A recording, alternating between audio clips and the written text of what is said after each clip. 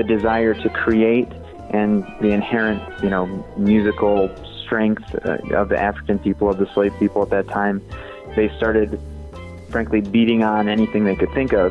And they came from, biscuit tins and small caustic barrels that they would just strike with a wooden stick and eventually create one or two kind of discernible pitches. By the 1920s, they had a 4-note instrument called the ping pong, which was, again, 4 not real specific pitches. And through 1920 through World War II, they developed incredibly rapidly. And at the end of the 40s and into the 50s, there ended up being a full 4, 5, 6 voice orchestra of completely chromatically tuned pitched instruments. Illinois-based Mike Schwebke is our guest today. He is a virtuoso on percussion instruments, an educator, a performer, and recording artist. Mike is here to talk about his passion, the steelpan. The sound of the steelpan is associated most with Caribbean music and Jimmy Buffett.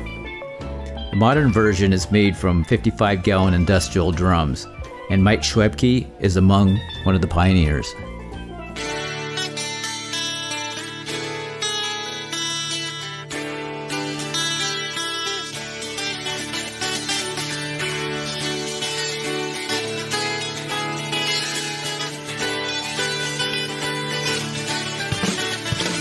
Welcome to the Better Each Day podcast radio show with Bruce Hilliard. Today and every day, reaching out for innovative ideas in every way. Today's show is brought to you by your future. It comes with a lifetime guarantee.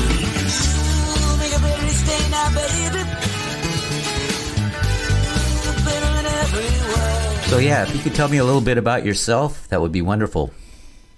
Yeah. I'm a steelpan musician. I play the soprano steelpan, which is an instrument of Caribbean origin, and I play everything I can possibly play on the steelpan. My life's mission is to continually grow the breadth of what is possible on the instrument. So I play everything from jazz to African music to Eastern European music to classical music to new contemporary art classical music that I commission composers to write for me, and of course a little bit of Caribbean music here and there too. So did you start out on that instrument, or did you go all through school studying percussion and you play the whole salad bar? Or Actually, I did start on the steelpan. I first learned the bass steelpan when I was 10 years old, and from there moved into playing drum set and marimba and concert percussion. And steelpan has just always been the musical constant for me. Everything I do comes right back to it, That's interesting. I don't know if I've met anybody that started out playing that instrument. Yeah, I think I'm pretty unique as far as Americans go that started on the steelpan. I know a bunch of people in Trinidad that only play steelpan, but I don't think there are very many that started on it here. What was your influence? What got you started on that? Well, as they say, at age 10, I did what my mom signed me up to do. My parents were boaters in the 90s and Jimmy Buffett fans, parrot heads. Mm-hmm. And the community college near our home offered a youth steel band, and my mom thought, oh, well, that sounds cool. And I thought, oh, yeah, okay, that sounds fun. It's now Saturday mornings in the summer. And she signed me up, and, the rest is history. And I always tell that kind of tongue-in-cheek because,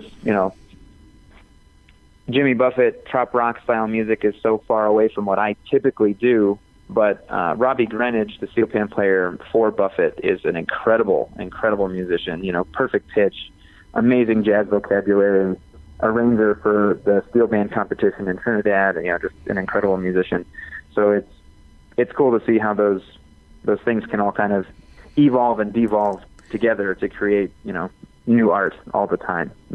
It is. It's funny you would bring up Jimmy Buffett. I was going to, but I thought, I'd sound naive or something. And I've had people talk on this show about Jimmy Buffett, about touring with him as another band, not actually being in his band. But I've heard nothing but amazingly good things about the guy. And you'd think, wow, he's just this party guy or something like that. And he does bring that element to the whole thing. That's his show, really. But yeah, that's kind of cool to hear. He's got some top-notch musicians with him. Yeah, his whole rhythm section forever was just amazing. And they actually, Michael Utley, Ralph McDonald, and Robbie Greenwich put out some records in the 90s, I think, called Club Trini, and it was all, you know, very Caribbean-influenced music. Ralph McDonald and Robbie both being from Trinidad, and they're just incredible musicians. You know, it just so happens their day job was Buffett stuff, which, you know, has been filling stadiums since, you know, the late 80s or whatever. Yeah. And but there really is so much incredible musicianship there. You know, no matter how you feel about, you know, the trop rock style of music. Yeah, that's cool to hear. Tell me about Outcry. It's a 10-minute piece, and it's got some crazy solos on it. What do you do on that? Outcry is an original composition by a friend of mine named Mark Nelson, who's a jazz pianist in Chicago. And what he did is he wrote 3 unique lines of music in kind of a jazz form with a little bit of a unique twist on jazz harmony. And we took that chart and distributed it amongst the horn section and rhythm section of my band, Cara Jazz, and put a little salsa twist in the drum set and percussion and a little jazz twist in the harmony. And it just ended up being a really, really cool, funky, Latin rockin' tune. On that tune, I play the second line of the melody, not the main one. The trumpet and saxophone alternate between the other two. The bass and drums actually follow a written part with the hits if you're hearing the second part of the head. And then all the melodic players solo on the chart. Dave Katz plays trumpet on that, and his solo was just incredible. I believe, let's see, I think Aaron Ripsky, there's also a saxophone solo on that and keyboard solo on that. It was just a really, really fun chart and a piece of original music. That band played a lot of kind of older Caribbean music and some older jazz that we just rearranged and put our fun little spin on. And it was cool to play an original piece that we really got to develop together as a group.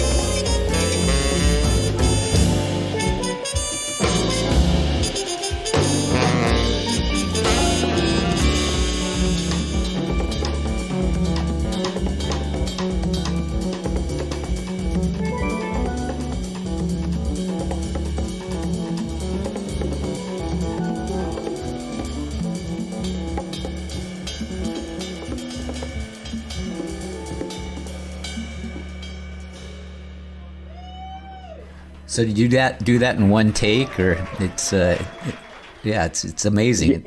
Yeah, that's actually a live recording. Oh, that's one take. That's one take. It's pretty cool. Why don't we talk about Cookpot? The band's called Paa Kow. Yeah, Paa Kow is a drummer from Ghana who is also a composer and bass player and just another all-around incredible musician. He came to the United States, I want to say 8 or 10 years ago, has played with a number of bands. He's primarily a drum set player and singer, That's what he does on that album. And he writes these really cool, very, very funk and pop and high life influenced tunes that have such a strong African root to them that it's just incredibly engaging music to play. His band currently has Brad Good playing lead trumpet, Joel Tim on trombone, Johnny Cohen plays guitar with him. It's a really, really killer band. I've only had the pleasure of playing with them live a handful of times, but I got really lucky and got the opportunity to play on the last record. And Cook Pot is the title track, and it represents a lot of the things that happen in that record. The horn solo on that track is just incredible too. Yeah. Wow, it's great production. I really enjoy listening to it. We don't... Yeah, and go ahead. That Mighty Fine Productions recorded it in Denver, and they put together an incredible sound package that went with music that was already incredible. And they did the live music justice in tracking those records for sure.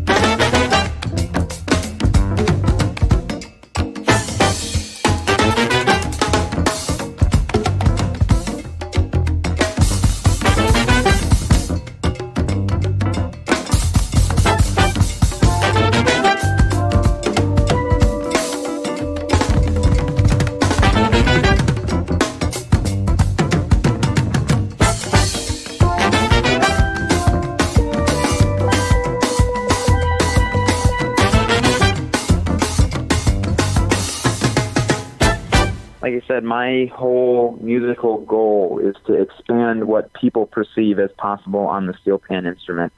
You know, I've got a YouTube channel that has a bunch of classical music pieces that have been written for me. YouTube.com/Schwebke Music. My website shows a huge variety of different work that I've done. I did a project last weekend in LA where we recorded Rush covers with an LA rhythm section with Mike Portnoy was playing drums, and you know, which is significant for anyone who follows drummers. You know, Mike Portnoy's kind of the guy. He was the drummer in Dream Theater and is really, really well known. So that's really the biggest part of my mission, is making sure that people understand that the steelpan is not just an instrument of calypso, but an instrument of the world. It is a contemporary instrument that is capable of doing whatever we set our minds to, you know. That's the coolest thing you can do. You know, in our lifetime, probably more global music has existed in that, you know, everybody can interact with each other more than any time in history. What are your thoughts on that? Yeah, absolutely. I mean, I played in Trinidad in 2015. They have a national steelpan competition every year, and it's a huge tradition. They take a pop song in Trinidad, a calypso or a soca tune, and they arrange it for 120 steelpan players. And they do it in kind of a classical form where they play the melody and then they develop it, and it gets really intense and really fast and really technical. But because of modern technology and because of our connections, you know, and the ease of access connecting with people, I was able to get the music in advance, learn the chart, go down and rehearse for a week, and then play in the competition. And since then, I've been able to keep in touch with all these incredible musicians that I met there, and share my music and check out the new projects that they're working on. And that's really, really an incredible experience. And, you know, Paa Kow's music is a great example of global music. It's influenced by so many things and so many identifiable things. You know, he was famous as just a high life drummer in Ghana, which is, you know, their popular music style. And he toured with jazz musicians in the United States, and that little bit of jazz vocabulary found its way into his compositions.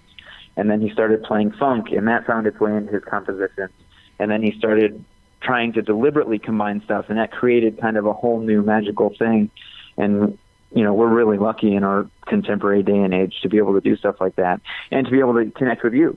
He is a great example. You know, I read your bio and read your story, and I think it's really cool that, you know, you've circled back to music as kind of your foundation and your artistic output, no matter what, you know, you've come through in life.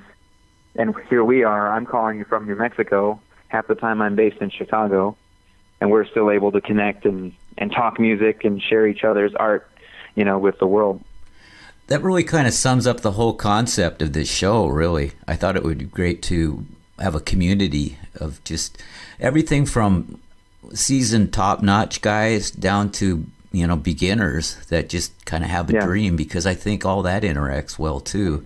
And, you know, we all started out somewhere in a garage or wherever, just kind of pounding on stuff, probably driving our parents nuts. And and then it develops into something huge that I think maybe speaks beyond the spoken word. I think music's so universal. We haven't even scratched the surface of it, I think. Yeah, and that's a cool thing about, you know, commissioning these classical music composers that I've had write for me for Steelpan. Most of them, before I talked to them, had never really heard about Steelpan. Or if they had a really specific preconceived notion as what was possible. And one of the pieces I premiered last month as a guest artist at my alma mater was a piece for Steelpan and string quartet. You know? Mm-hmm. That's not a combination you see very often. And because we were able to work, he's from Baltimore, and I was working in Chicago at the time, we were able to, you know, put ourselves together, and now we're sharing our collaborative work with our individual networks of people. And I've got percussion teachers and steelpan players calling me, trying to get a hold of Aaron Gage, that composer, because they want this piece of music, or they want him to write a new piece of music. and he's working with his other composer colleagues that are now thinking about writing pieces of music for me. So we can all share, in the glory, so to speak.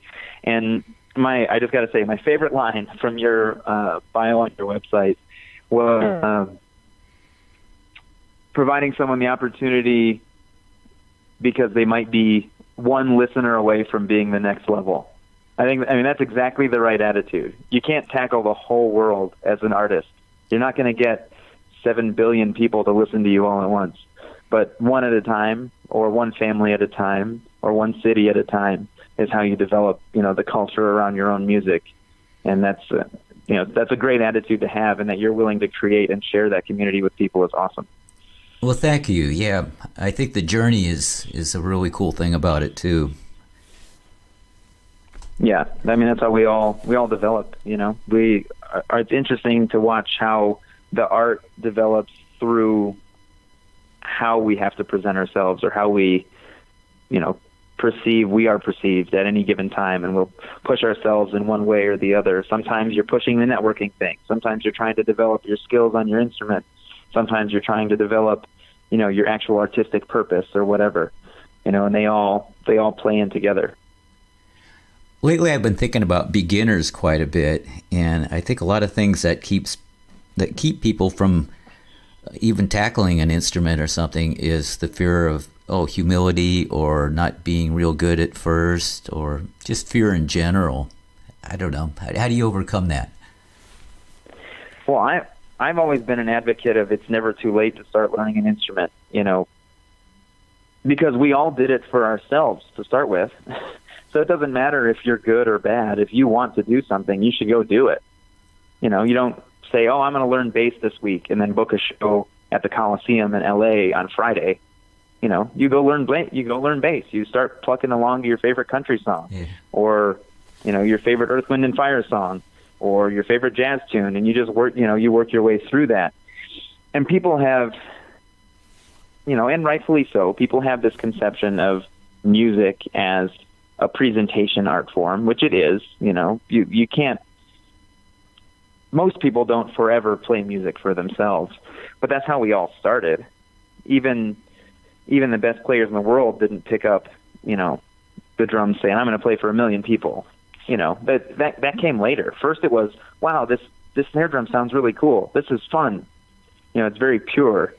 And I think, when people get older, it becomes, the fear part, the not being an expert right away, just takes over, and it's unnecessary. And I've always pushed, my family and friends, when I started to get serious in music, they all said, well, I wish I had played more. I wish I had continued playing the violin after I got out of school.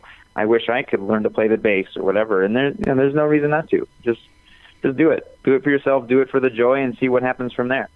If you approach something as if it's inconsequential, like the invention of the telescope, the microscope, and the telephone, those were all supposed to be toys. And right. The inventor was just having a good time with a smile on his face. And I think the brain works better when you're smiling too. But a lot of things just come out of that. I think a lot of computer technology came out of video games, for instance. Oh, yeah, for sure. Especially the stuff we're looking at now with virtual reality. That's all coming into our daily lives, and that absolutely comes out of people just saying, well, I wonder if we can do this. This sounds kind of cool. Let's try it. Yeah. And that's a beautiful metaphor for how jazz harmony develops. You got guys like John Coltrane in the 50s and 60s who were saying, okay, well, I've played all these tunes forever, but why do they work? What happens if I change how this tune works a little bit? What if I push the harmonies here, here, and here instead of how we've been doing it for 20, 30 years? And that's it. It came out of just that curiosity, which I think is a really pure way to think about creating anything, Yeah, 20, 30 years, more like 200 years of harmony has to be this way, Yeah. Yeah, well, speaking specifically about the American Songbook, but absolutely, the Common Era harmony, was pretty well established by, 1600-ish, so 400 or 500 years for sure. And we continue to push what's possible with harmony and timbre and texture, and all these cool things, not only in art music, but in popular music. And we, work with different computers to help develop new sounds that people have never heard before, never conceived of before. We work with different combinations of instruments to make new sounds, playing my Steelpan with a West African pop band, for example, or playing my Steelpan with a bunch of other Steelpans playing Rush covers. It's always about trying that new thing and seeing what takes off and enjoying the process along the way. Guys, it's infinite, the possibilities with all the above there, but even the conversation's infinite. I wish you the best. You're a pioneer. Lewis and Clark expedition of music. Now, if you could find Sacagawea on the way, it might ruin it. Yeah, right. Because the journey might not be as fun with a 17-year-old woman with a baby. Yeah, no, it's cool. It's nice to hear, be able to tell my story and have someone respond the way you have and say that you can feel that I'm pushing forward, and that's really what I'm trying to do. There's so many people that get quickly pulled into a rut in any art form, but in Steelpan in particular, because the sound is so unique and so many people immediately identify with the Caribbean when they hear it. But there's so much more that we can do, and that's what we're trying to do. And I know when you say pioneer, when you say that word in particular, it hits me right in the heart, because I know people personally that were there from the beginning. One of my teachers, Cliff Alexis, he was in Trinidad. He got out of Trinidad when he was in his late teens, early 20s, right around 1960. But when he was young, he was there witnessing the instrument being developed, in the early 50s during that period of growth. He's a pioneer. I'm inconsequential as far as I feel, but I appreciate and love that someone can see what I'm doing and certainly see at least that my intentions are good and for the good of the instrument, for the Steelpan. Yeah, I might even have a gig for you somewhere, a session or something. Who knows? Hey, if you find something, you know how to get hold of me. I'd love to do it.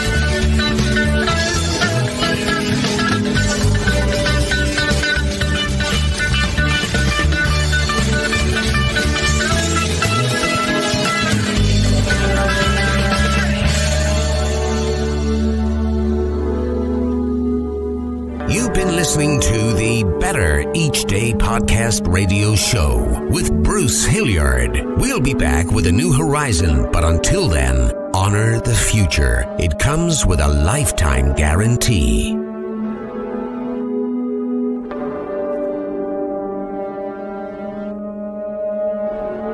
And we're all just trying to make the next day a bit better.